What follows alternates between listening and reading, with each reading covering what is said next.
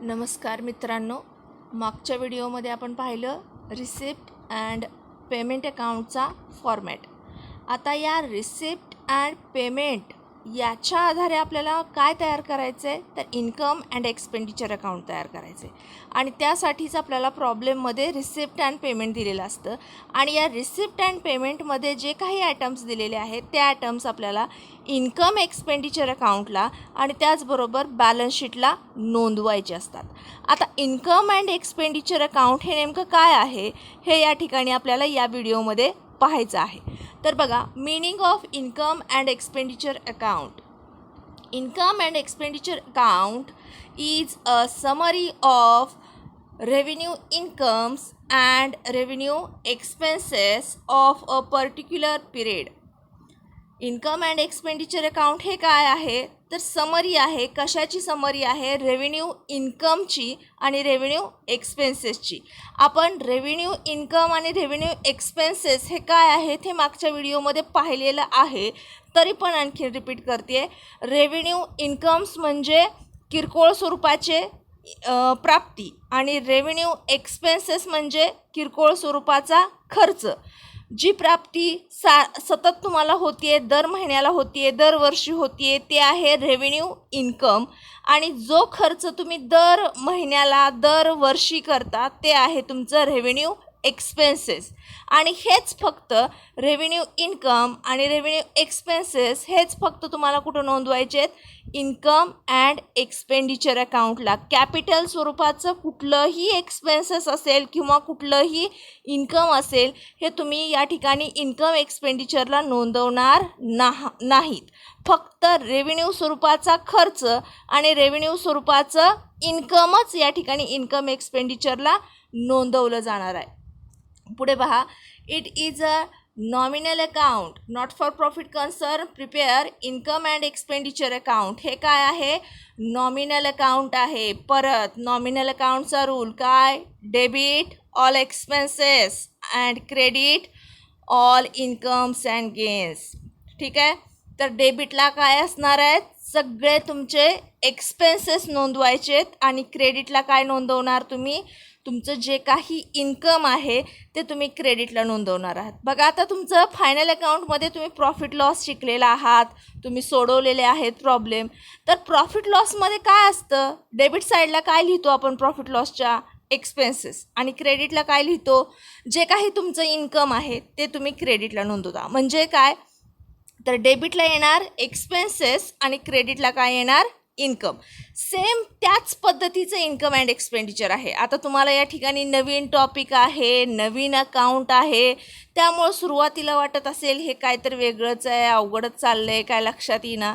पण एक व्यवस्थित तुम्ही जर पाहिलात तर प्रॉफिट लॉस आणि याच्यामध्ये जास्त काहीच फरक नाही आहे, एकदम सेम आहे. बघा, डेबिटला काय नोंदवता? एक्सपेन्सेस. इथे इन्कम एक्सपेंडिचरला सुद्धा डेबिटला तुम्हाला एक्सपेन्सेसच नोंदवायचे. क्रेडिटला प्रॉफिट लॉसला काय नोंदवता? इन्कम नोंदवता. या ठिकाणी सुद्धा तुम्हाला क्रेडिटला इन्कमच नोंदवायचे. म्हणजे जसं प्रॉफिट लॉस काढतात सेम त्याच पद्धतीचं इन्कम एक्सपेंडिचर आहे. त्यामुळं असं काहीतरी नवीन आहे, जमणार नाही असं विचार घेऊ नका. पॉझिटिव्हली जर तुम्ही याच्याकडे पाहत गेलात तर तुम्हाला अकाउंट अतिशय सोपं जाणार आहे. सगळ्यात सोपा विषय कुठला असेल तर माझ्या दृष्टीनं तो म्हणजे अकाउंट आहे. कारण तुम्ही काळजीपूर्वक पाहिलं, वाचलं, समजून घेतलात तर अकाउंटसारखा सोपा विषय दुसरा कुठलाच नाही. फक्त पूर्ण लक्ष तुमचं या ठिकाणी पाहिजे. ठीक आहे. तर आपण मुद्द्याकडे येऊया. तर इन्कम अँड एक्सपेंडिचर अकाउंट हे कशाला सिमिलर आहे? प्रॉफिट अँड लॉस अकाउंटला. प्रॉफिट लॉसच्या डेबिटला असतात एक्सपेन्सेस, क्रेडिटला असतं इन्कम.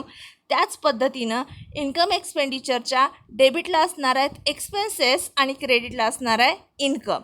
मग हे कुठले एक्सपेन्सेस आणि कुठले इन्कम असणार आहे? तर रेव्हेन्यू स्वरूपाचे एक्सपेन्सेस आणि रेव्हेन्यू स्वरूपाचं इन्कम. म्हणजे किरकोळ स्वरूपाचा खर्च आणि किरकोळ स्वरूपाचं मिळणारं प्राप्ती किंवा मिळणारा आपला फायदा, हे जे आहे ते आपण कुठं नोंदवणार आहात? इन्कम अँड एक्सपेंडिचर अकाउंटला. तर यातली एक बाजू या ठिकाणी आपण पाहूया, ती म्हणजे इन्कम साईड. आता इन्कम साईड कुठं नोंदवलेली असते? या अकाउंटच्या क्रेडिट साईडला. अकाउंटच्या क्रेडिट साईड ही कुठली असेल, इन्कमची साईड. प्रॉफिट लॉस डोळ्यासमोर आणा. प्रॉफिट लॉसचं कसं आहे, क्रेडिट साईड कशाची आहे, इन्कमची. डिव्हिडंड रिसीव असेल, इंटरेस्ट रिसीव असेल, हे तुम्ही सगळं कुठं लिहिता, प्रॉफिट लॉसच्या क्रेडिटला. सेम त्याच पद्धतीनं क्रेडिट साईड ही कशाची आहे, इन्कमची साईड आहे. आणि या इन्कम साईडमध्ये तुम्हाला काय काय नोंदवायचं आहे, तर इन्कम साईडमध्ये तुम्हाला नोंदवायचं आहे तुमचं करंट इयरचं जे काही इन्कम आहे ते इन्कम. बघा आता प्रॉफिट लॉसला सुद्धा आपण काय नोंदवतो, आणखीन एक गोष्ट म्हणजे इन्कम एक्सपेंडिचर प्रॉफिट लॉसला सिमिलर का आहे तर आणखीन एक गोष्ट, प्रॉफिट अँड लॉस अकाउंटला आपण काय घेतो, फक्त आणि फक्त करंट इयरचा खर्च आणि करंट इयरचं उत्पन्न. बरोबर आहे. म्हणजे जर समजा उदाहरणार्थ ॲडव्हर्टाइजमेंट आहे, ॲडव्हर्टाइजमेंटचा खर्च एखाद्या वेळेस तुम्ही ॲडव्हान्समध्ये जादाचा केला असेल तर जितका जादाचा खर्च आहे तो काय करता तुम्ही तिथनं वजा करता. बरोबर. सेम त्याच पद्धतीने या ठिकाणी सुद्धा आहे. जसं प्रॉफिट अँड लॉस अकाउंटमध्ये फक्त आणि फक्त करंट इयरचाच खर्च आणि करंट इयरचंच इन्कम घेतलं जातं, त्याच पद्धतीनं इन्कम एक्सपेंडिचरला सुद्धा फक्त आणि फक्त करंट इयरचाच इन्कम आणि करंट इयरचाच खर्च या ठिकाणी नोंदवला जातो.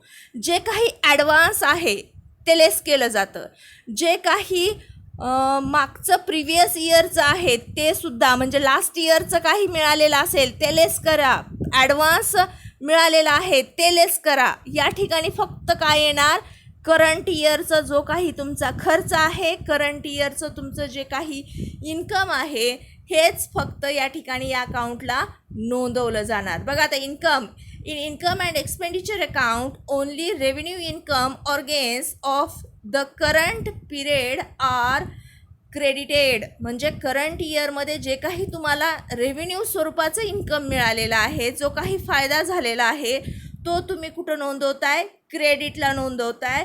आणि तो कुठला पिरियड आहे, करंट इयरचा आहे. म्हणजे चालू वर्षामध्ये मिळालेलं, चालू वर्षासाठी मिळालेलं तुम्ही या ठिकाणी इन्कमला नोंदवतात. आता या इन्कममध्ये कुठले कुठले आयटम येतात हे थोडक्यात या ठिकाणी तुम्हाला सांगितलं आहे.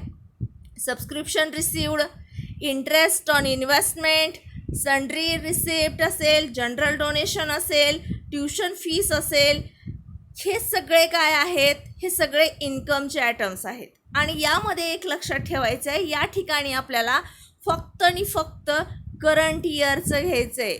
बघा पुढे आणखीन काय सांगितलं आहे, income receive for previous year or for next year are not taken in this account. म्हणजे मागच्या वर्षीचं जर ह्या वर्षी भेटत असेल, पुढच्या वर्षीचं सुद्धा भेटत असेल तर ते ह्या अकाउंटला नोंदवायचं नाही. जसं तुम्ही प्रीपेड एक्सपेन्सेस लेस करता, बरोबर आहे, त्याच पद्धतीने या ठिकाणी प्रीपेड असेल, प्रिव्हियस इयरचं असेल, लास्ट इयरचं असेल, हे सगळं तुम्हाला काय करायचं आहे, लेस करायचं आहे. फक्त कुठलं ठेवायचं आहे, करंट इयरचं. आता हे सुरुवातीला तुम्हाला नवीन असल्यामुळे थोडंसं वाटणार आहे, हे काहीतरी जरा वेगळंच आहे, अवघडच वाटते. पण जेव्हा प्रत्यक्ष प्रॉब्लेम सुरू होतील तेव्हा तुमच्या आणखीन लक्षात येईल. त्यामुळं जरा काळजीपूर्वक पहा. जसं प्रॉफिट लॉस आहे सेम त्याच पद्धतीचं आहे. जसं प्रॉफिट लॉसला फक्त करंट इयरचा विचार होता, त्याच पद्धतीने या ठिकाणी सुद्धा फक्त करंट इयरचंच आपण नोंदवतो आहोत. त्यामुळे इन्कम अँड एक्सपेंडिचरमधला हा पार्ट म्हणजे इन्कम साईड ही आहे. इन्कम एक्सपेंडिचरची क्रेडिट साईड. क्रेडिट साईडला काय असणार आहे, तुमचे सगळे रेव्हेन्यू स्वरूपाचे इन्कम्स असणार आहेत. ठीक आहे.